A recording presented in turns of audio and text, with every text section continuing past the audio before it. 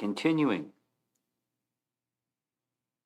Canto 5, Chapter 5, text number 3.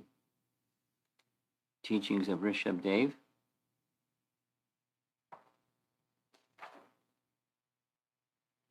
And let's summarize the first two verses.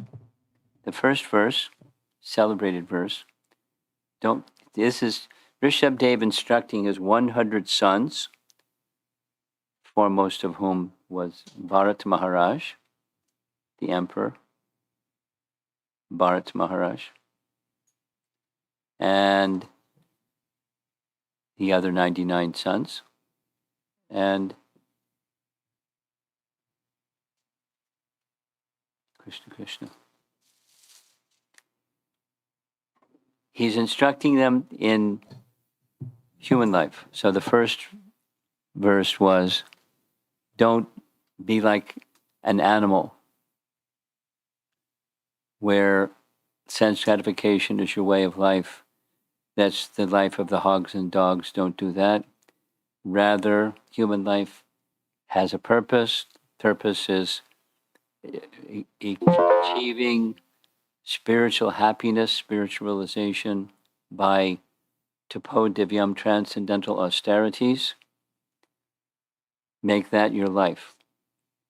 And then text 2, of course, we spent a lot of time discussing. That was a quick summary.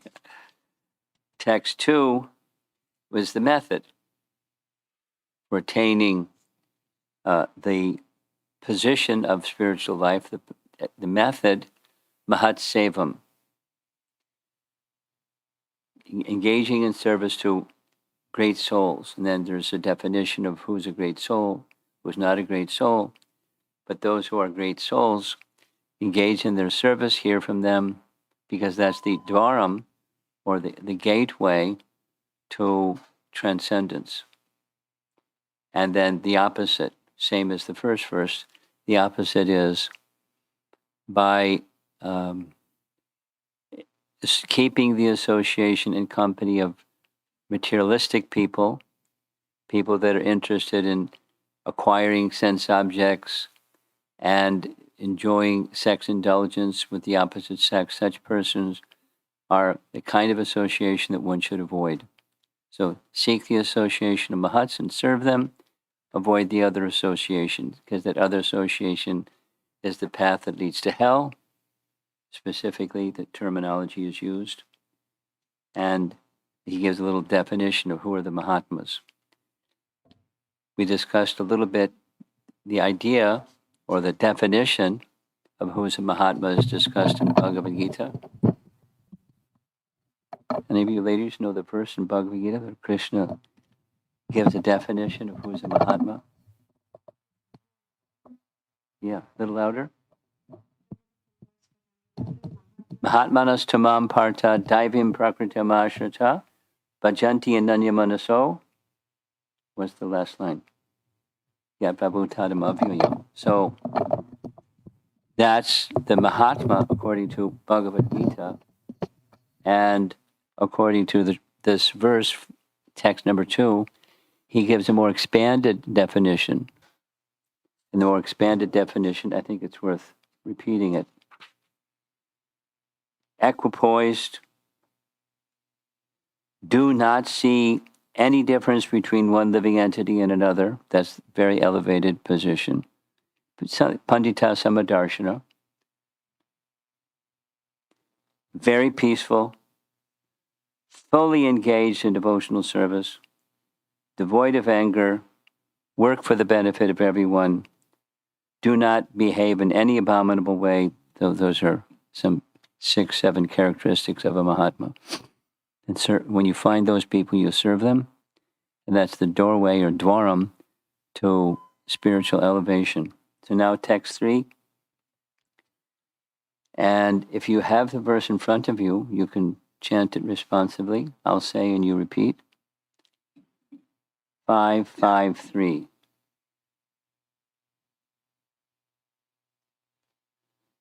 Savai manishe krita sauhridartha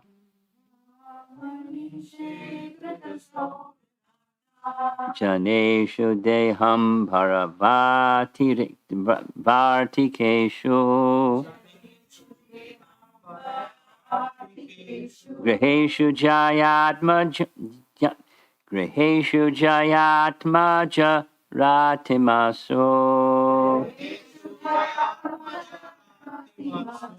napriti yukta yavad artas chaloke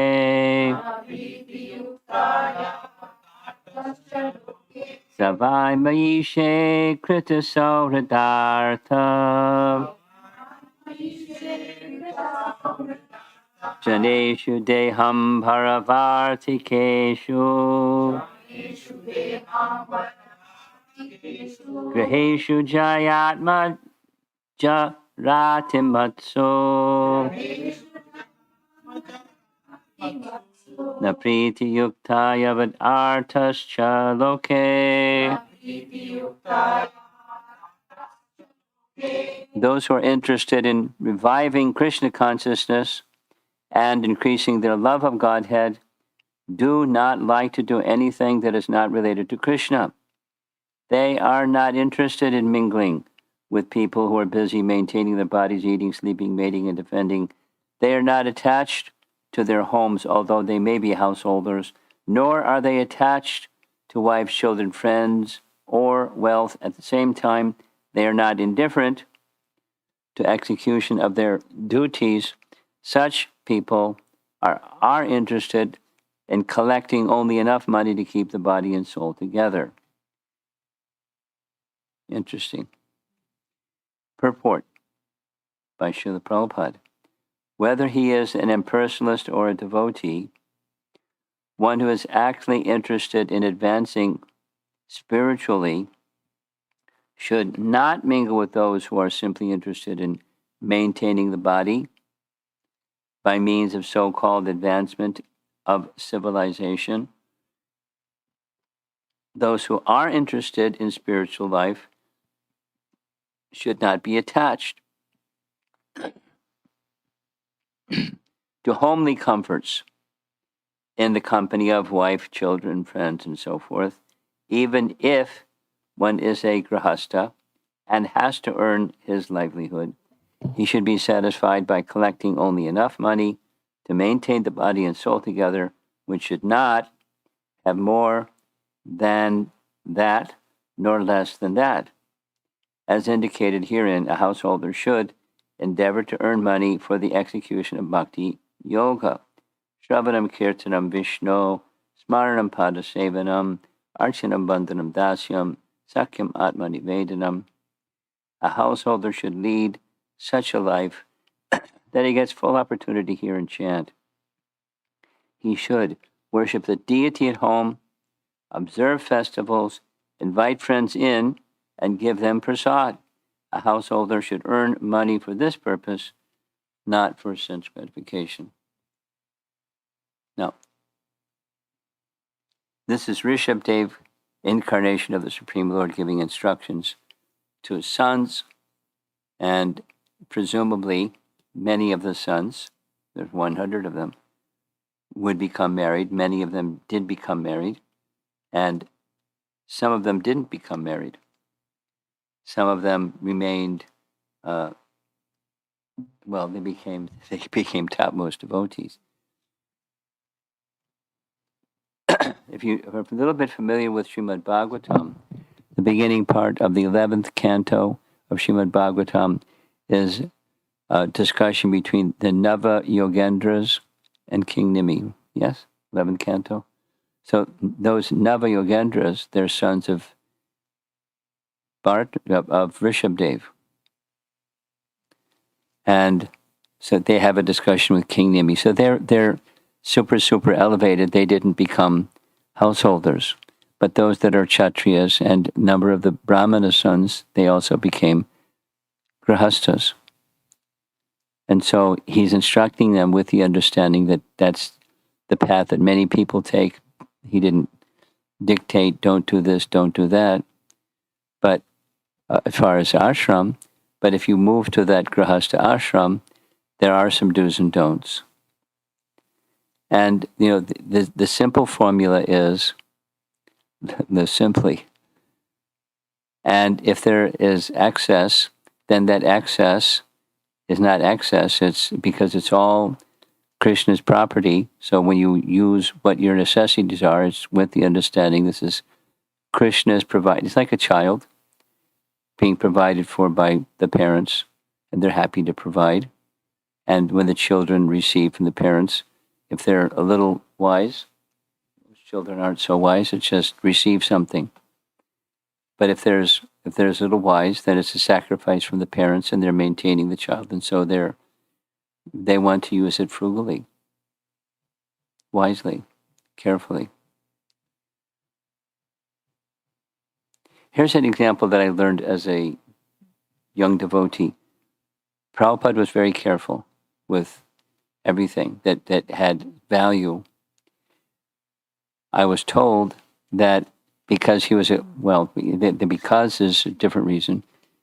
When he received mail, he kept the envelopes, opened up the envelope, and used the inside for writing on.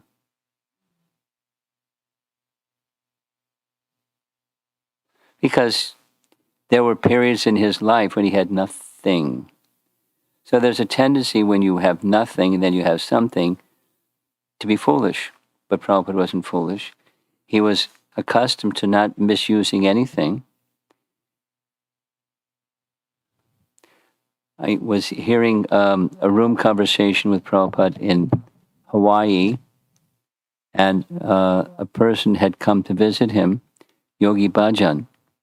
Maybe you've heard his name, a Sikh, Yogi Bhajan. It was kind of celebrity during Prabhupada's time. And this Yogi Bhajan had come to meet Prabhupada to invite him to come to a function that he was planning, bring spiritualists from India, from all around the world, and Indira Gandhi agreed to come, and it was going to be in the state of New Mexico, not far from Los Angeles, and he had a vision of what it would be without all the back and forth exchange. Prabhupada's main reply is, without a center, then they'll never come together.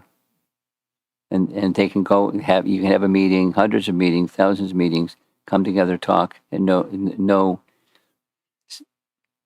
forward progress unless there's a center that people agree on. So,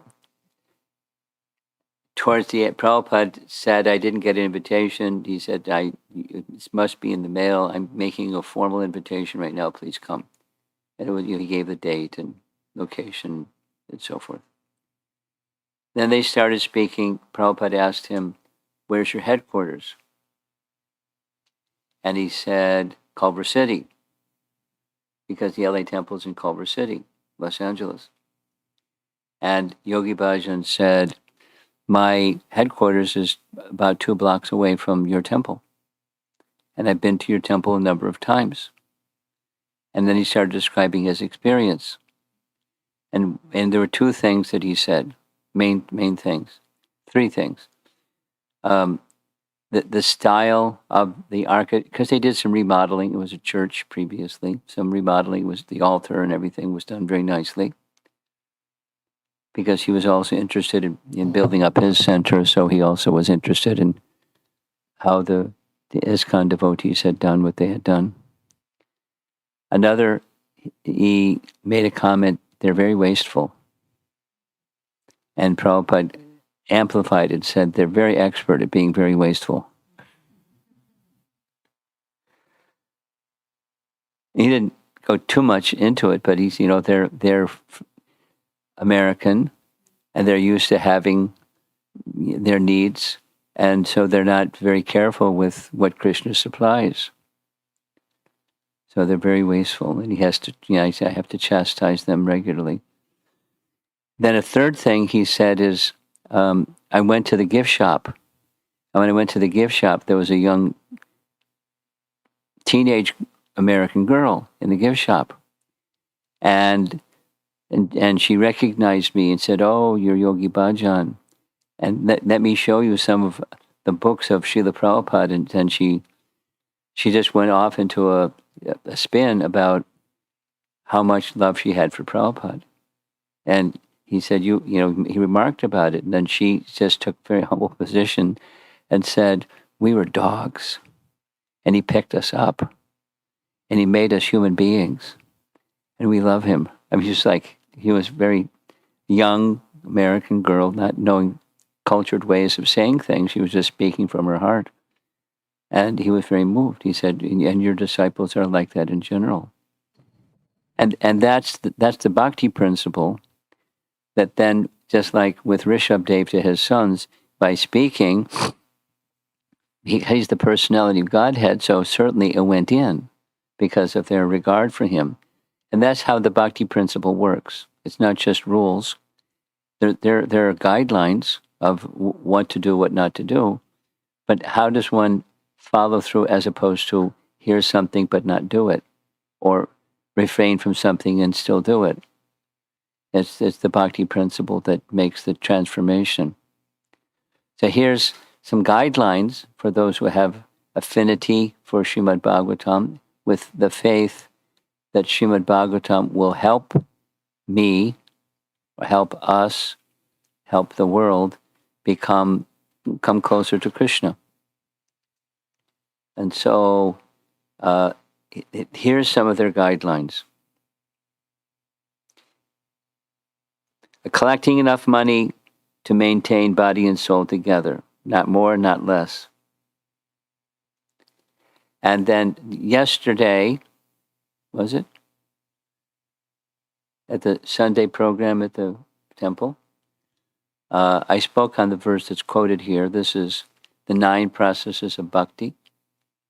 The 9 processes of bhakti were spoken by Prahlad Maharaj to Hiranyakashipu in the 7th canto, chapter 5. He explains what the processes of bhakti are, and there's 9 in number. And so those processes are to be done with feeling. Again, the feeling that the essence of what devotional service is that Krishna is to be pleased. So whether it's any one of the 9 or combination of the 9, or our life in devotion to Krishna is meant for the pleasure of Krishna. And I'm making this point now a second time. That's the driving principle that makes the do the do's and avoid the do nots meaningful. It's something like the concluding verse of Bhagavad Gita. The final instruction of Krishna in Bhagavad Gita is what? Let's say it together. Sarva dharmam parityaja mamekam sharanam praja aham tam sarva papebhyo moksha yashami masuchaha. So here is describing some do's and do nots for householders. One might say that's in the category of ashram dharma, grahastha ashram dharma.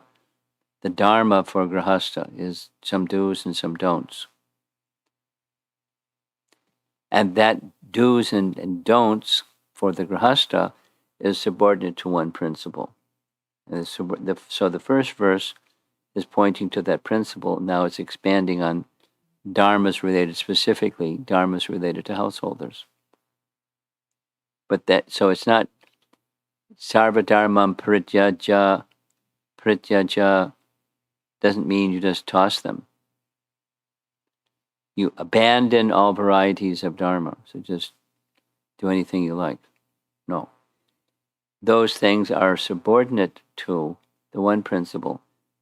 Raise and elevate and highlight the one principle, and all other principles become subordinate. So it's nice to know, if I'm whatever my situation is, how should I conduct my life? So there's varnashram system, and there's details and details. Just like going back, the process, the entry into that Brahma Sokyam Tvanantam, it's Mahat Sevam. Then you have to know who is a Mahat. What are the characteristics? What are the symptoms?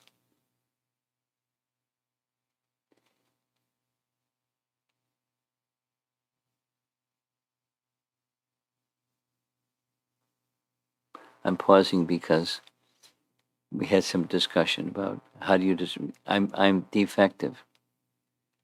4 defects, conditioned souls have 4 defects. So how am I supposed to discern who's a Mahat? Because I'm defective. Well, the answer in principle is Shastra. Okay, but Shastra is there, but I'm going to not properly understand Shastra because I'm defective. So how do I navigate that territory?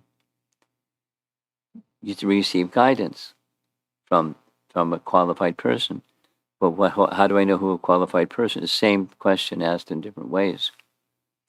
We're prone to make mistakes, so we can certainly make a mistake in discerning who is one to guide me to take shelter of the proper Mahatma and to serve the proper Mahatma, or Mahatma who's guiding me. And so, how do I know? We have to. So, we some training is required, and having one of the answers to this question is qualified brahmanas are so essential to society to give proper instead of misguidance.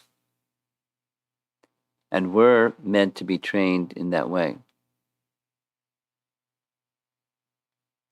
so that we receive from Prabhupada and our predecessor acharyas and their commentaries so that we know what's what, and we try to become purified and live by what's what.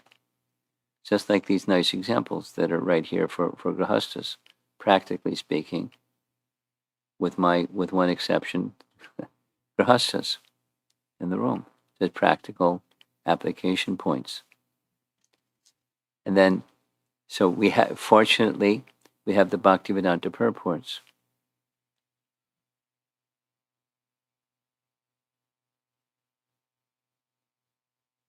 And because of the Bhaktivedanta purports, we can understand the meaning of Srimad Bhagavatam. There was a time when there weren't the Bhaktivedanta purports.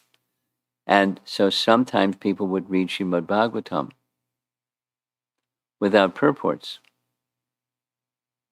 And there's all varieties of conclusions people might come to just from reading the Srimad Bhagavatam, although it's in itself purifying. Without the Bhaktivedanta purports, what to do? So very kindly, with much endeavor and empowerment, he provided us with Bhaktivedanta purports for so much.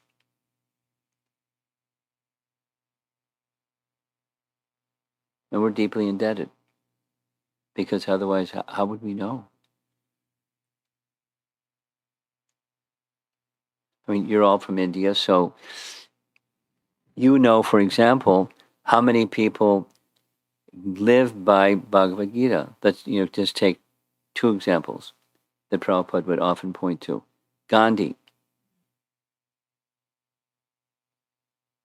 He was very fond of reading Bhagavad Gita.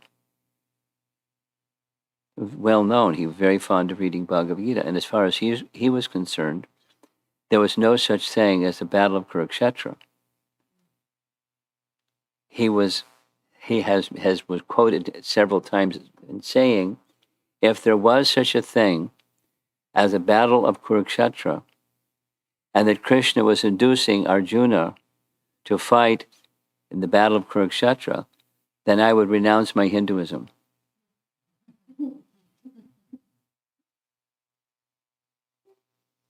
So if you have the first verse, Dharmakshetra Kurukshetra, Samaveda Yuyutsava.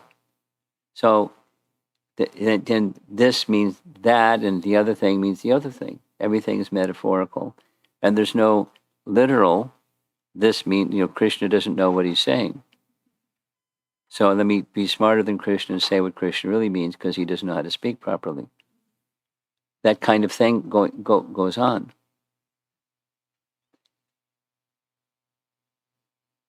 Here's a second. I said that I'd give 2. There was a time, you've all had your autobiographical experiences, your personal experiences. Mine was, as a college kid, I never heard of Bhagavad Gita. I didn't know how to pronounce Bhagavad Gita. My philosophy professor, I had a friendship with him outside of class, skipping some details. One day, he gave me a copy of Bhagavad Gita. And because one of the things that we did together, we had a friendship outside of class, he would read his poetry to me. His wife was there, and we'd sit and he'd read his poetry. And it was like a very nice man. So I thought it was a book of poetry. I didn't know. And some time passed, and someone saw me, another friend saw me carrying my Bhagavad Gita along with my stack of books. And he said, "Oh, I have one of those, but it's different. Here, you take mine too." I mean, I didn't ask him for it. He's just like, so Krishna's giving me 2 Bhagavad Gitas. And I said to myself, gosh, if there's 2 of these, maybe there's more. So I went to the library, and sure enough, there are 5 other versions of Bhagavad Gita. So I checked out all 5. I read all 7, and I came to 2 conclusions. It's not a book of poetry, and I don't understand it. Just like doors were being opened, but I didn't know who was a Mahatma or anything, but just I couldn't understand it. And then version number 8 came along, Prabhupada's Bhagavad Gita. And somebody gave me a copy of Bhagavad Gita as it is. And I started reading it. And I found it really easy to understand. And I was puzzled. Why is this easier to understand and the other ones I couldn't understand? But I liked it, so I kept reading it. And as I kept reading it, this is like how to discern who is a Mahatma message. It became clear that this is descending knowledge, not ascending knowledge.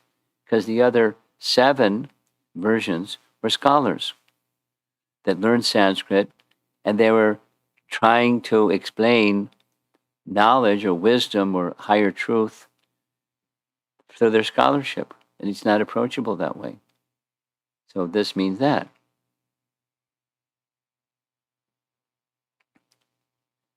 It's like the ascending process is like looking for the sun with a flashlight. That's how you find the sun. You don't need a flashlight to find the sun. The sun is self-luminous. You find the sun reveals itself. So that's a principle. Mahatma is one who received knowledge from disciplic succession, is right in Bhagavad Gita, and then they just repeat that knowledge, and they'll live their life accordingly.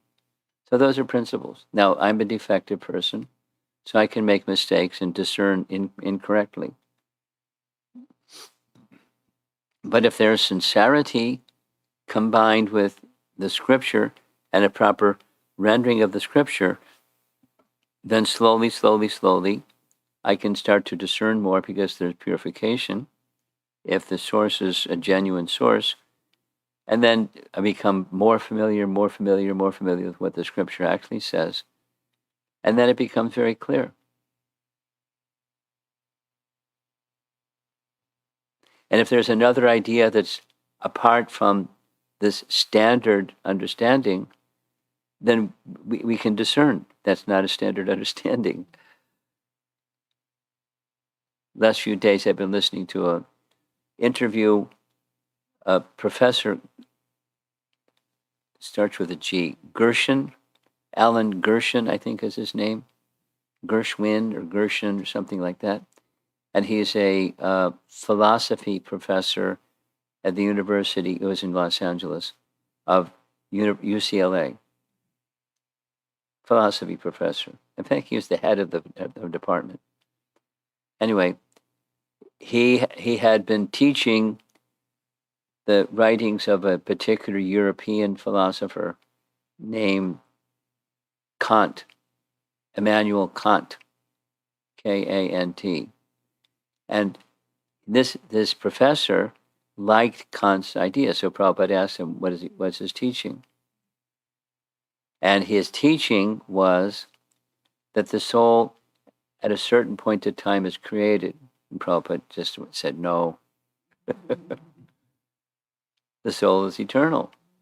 Souls aren't created, God is. So immediately, if you have proper knowledge, then you can discern what's what. So this is on the topic of the previous verse, the Mahat Sevam Dwara Mahor Vimuktes.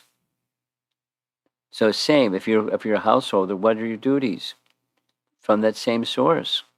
This is Ṛṣabhadeva. So we, followers of the Srimad Bhagavatam, accept Ṛṣabhadeva as an incarnation, a manifestation of the personality of Godhead. And therefore his words are to be taken seriously. All the words of the Bhagavatam are to be taken seriously. And so that's guidance for us as householders. We don't. The age of mankind when Ṛṣabhadeva was speaking to his sons is different.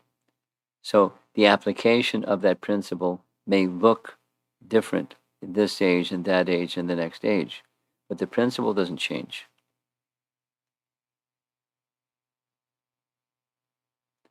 Now, how do you match this last part, how do you match your upbringing or psychophysical nature?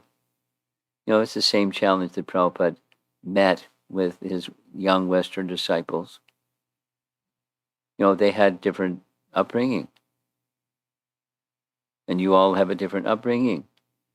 And there's a certain expectation from one's upbringing about, let's just take wealth.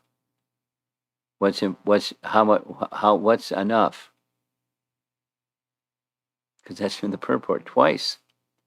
And not more, not less than that, not more than that. So what's needed? And how many of us live according to what's needed and not more, not less? Generally, there's more than what's needed. How do you do? Where's the line go? That's enough, and that's what I need, and more than that, I don't need. And supposing I'm not living my life that way, I know I have more than what I need. But so what do? So then the incremental dialing down and dialing up, increasing as you can the hearing and chanting and the purifying activity, Shravanam, Kirtanam, Vishnu Smarnam, it's right in the purport here. And then as that increases through a course of time, gradually diminishing.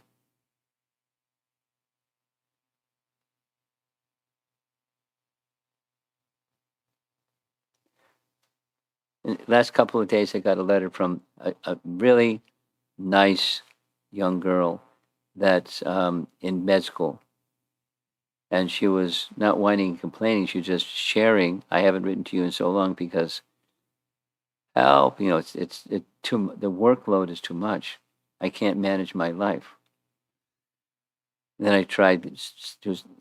She's very communicative. She's a good communicator, but she's stressed out over being unable to manage her life, not her time, and because cooking and exercise, studies, how much time, how much focus, sadhana. She's initiated devotee. Anyway, how do you manage your time?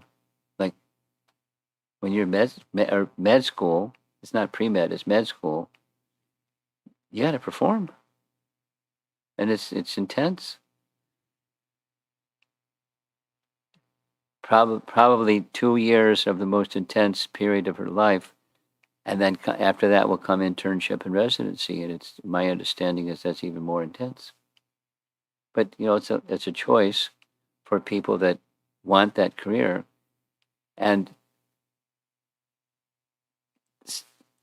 at least to certify to be an MD in this part of the world, you have to go through that austerity.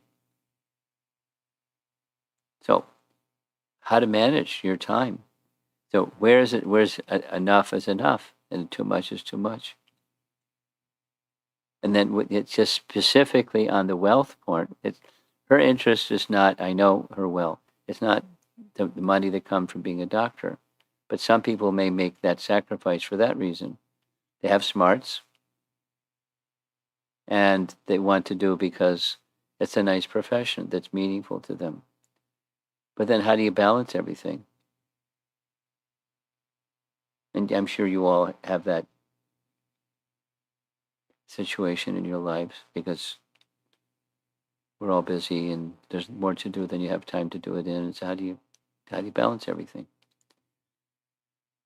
A lot. So just stepping back to the previous verse, it connects to this verse, the duties of a grahasta, and not more, not less. Generally speaking, in practical sense, is so that you can remain reasonably peaceful and steady. Reasonably peaceful because the mind is always agitated. But this much, then I'm okay, and I don't continue to strive more and more. That's the idea. And in fact, I just maintain so that I can remain peaceful and steady, and aspire for less and less. And if you're aspiring for that's enough and then less and less, if there's excess, you know what to do with it. It's being used, going to be used somehow in service to Krishna, not for my household, but somehow directly in service to Krishna. And there's always projects. There's always projects. You don't wait till a later stage in time when you have this much in your bank account and then you start being charitable. I mean, I hope you don't do that. That's not what should be done. What should be done is, whatever it is, you're charitable.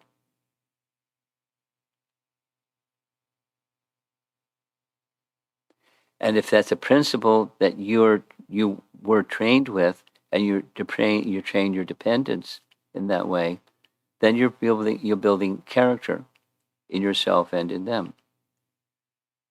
So access can, it's a relative term, more than what you need.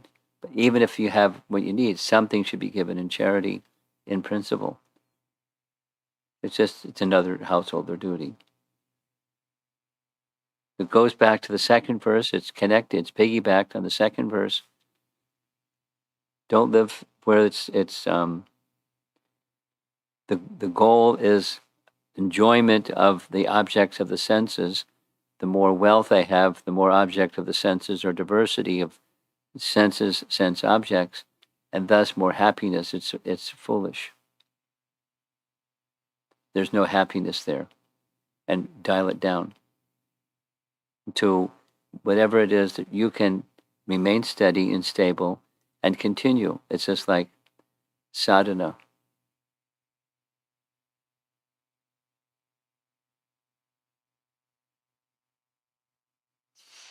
I'm pausing because there's another a girl that's 19.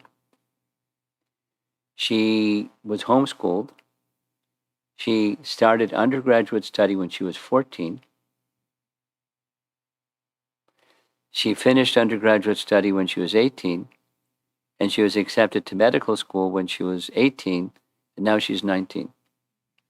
So she has another 2.5 years of medical school at 19, or a year and a half, or whatever it is. And she's chanting 8 rounds a day. And she's able to manage her time and chat 8 rounds a day and do her cooking and this thing and that and everything. So we're all different, but obviously a very bright young person with really good parents that are there as her support. And she's, very, her features are very clear, and she carries herself in a simple way. And so she's well put together young person. And you want your children to be like that, be like that.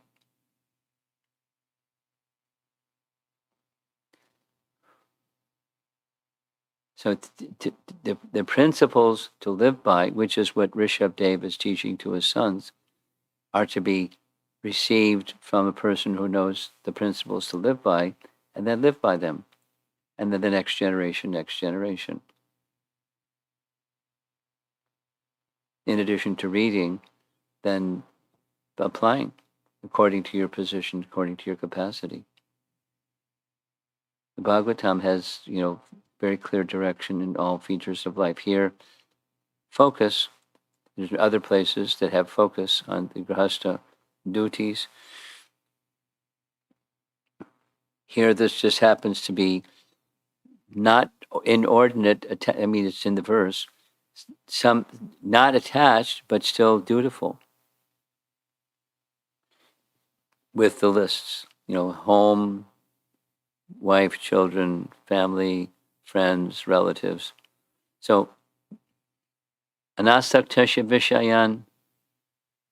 You know the verse? Anasaktasya vishayan yatarham upayunjitaha nirbandha Krishna sambandhe yuktam vairagya uchate. It's what Rupa Goswami is summarizing in a verse in Bhakti Rasamrita Sindhu.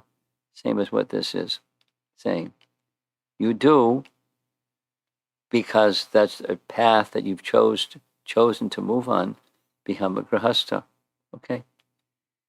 And now there's a set of duties that are expected of you because it goes with the territory being grihastha. Okay. So you do those duties very reasonably, but not with attachment. Easier said than done. So if you're not with attachment, attached to what? Attached to the Supreme. And you can do without attachment.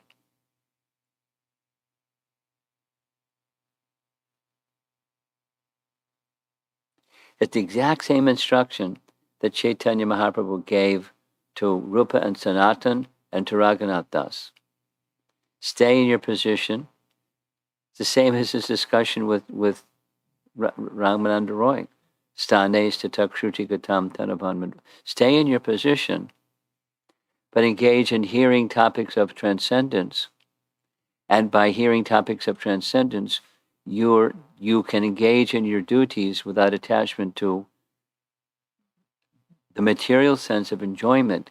Senses meet sense objects, and there's a buzz.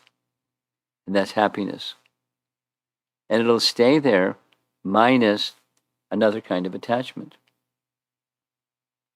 With the other kind of attachment, you can stay in your situation. Do your duties in a responsible way. Fantastic. Become a medical student. Do it nicely. Fantastic. But with attachment to Krishna. Because otherwise, where's it going to take you? And similarly, those who are your dependents, where's it going to take them? But without that spiritual attachment, then it's just material attachment. It's cuckoo land all around. Really crazy. Very mean machine. Its material existence is not nice. It doesn't get nicer, it gets darker. So go towards the light and take the message of Srimad Bhagavatam, and according to your capacity, you live it and continue reading it and applying it according to your capacity.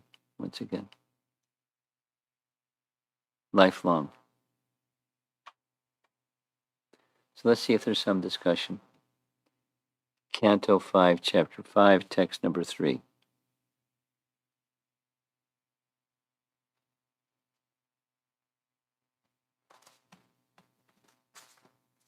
Should I read the verse? I'll read the verse again.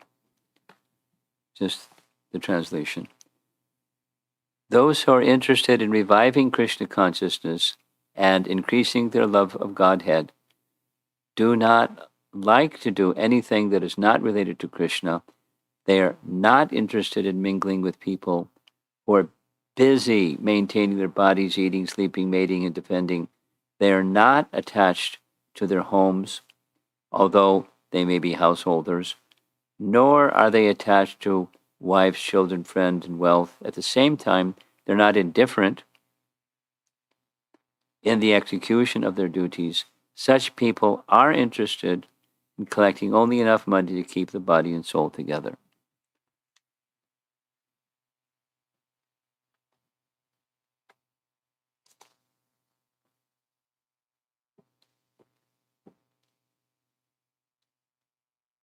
Bar's too high, right?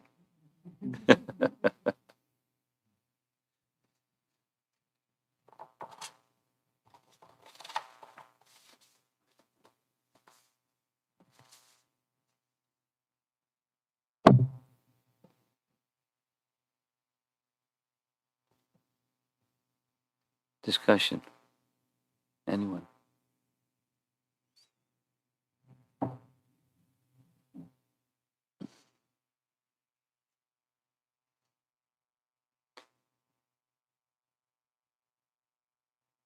Go ahead. Something stirring. No? Not yet. It'll come. It'll come.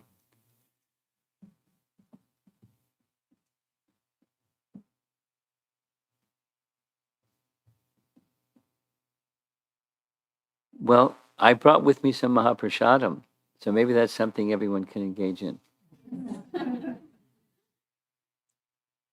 This Mahaprasadam came from Radha Shamasundara. That's the principal deity at the Lashwa temple. Krishna Balaram over here, Radha Shamasundar over here, Gaura over here. Nice. Nice place. Okay. Srila Prabhupada ki jai.